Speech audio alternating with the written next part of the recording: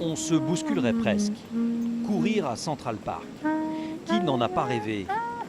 Se fondre dans une image emblématique de la ville, les New-Yorkais ne s'en lassent pas, parfois même d'une drôle de manière. Je jongle à chaque fois que je cours. C'est un sport qui s'appelle le juggling. Central Park, c'est le poumon de la ville, là où on respire. Quoi de plus normal que d'y passer du temps, de s'y prélasser, à l'abri des buildings. Mais derrière ces images d'Épinal, il y a aussi un univers moins connu. Écoutez plutôt. On se croirait au fin fond de la savane. Qu'est-ce que je vois là? Peut-être un passereau? D'ailleurs, Simon s'y connaît en matière de voyage d'aventure.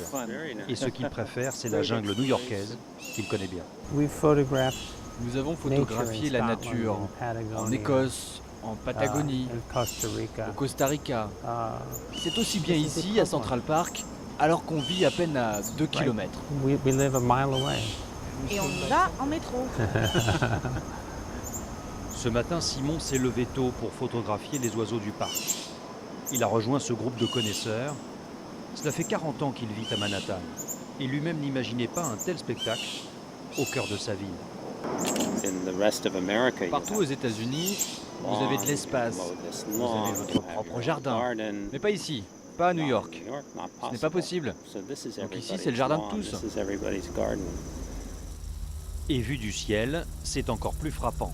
Avec ses 350 hectares, Central Park est un gigantesque espace vert qui donne un peu de respiration aux habitants de Manhattan.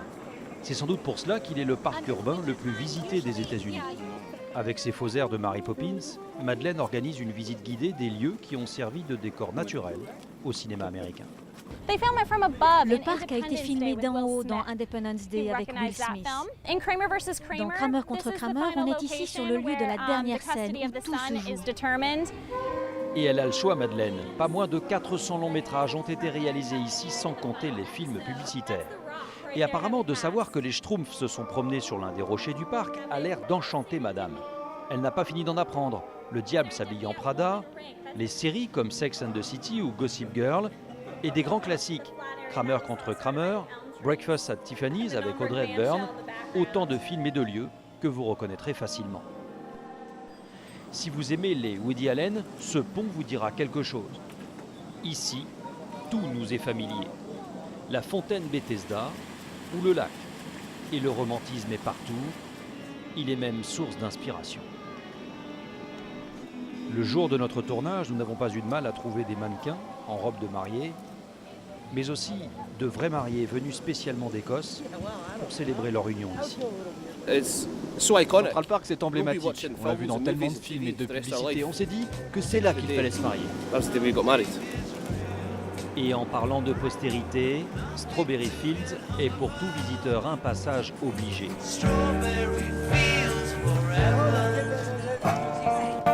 C'est devenu le rendez-vous des admirateurs de John Lennon. L'ancien Beatle fut assassiné non loin de là. Alors on s'y presse, que l'on soit connu ou pas, même lorsqu'on est une personnalité française de la vie new-yorkaise. Ce jour-là, Jean-Marie Messier n'a pas voulu manquer la photo devant le mémorial. C'est un endroit de plaisir, c'est un endroit de bonheur, c'est un endroit de balade, donc et c'est le cœur de New York, c'est l'image de New York. Merci.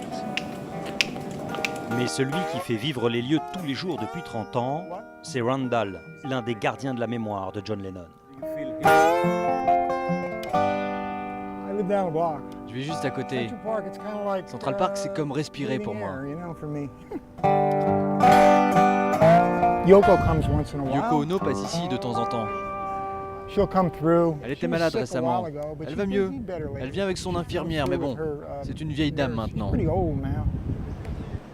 Ainsi va Central Park, un endroit où l'on prend son temps, à l'opposé du tumulte. On en oublierait presque les gratte-ciel et le bruit de la vie.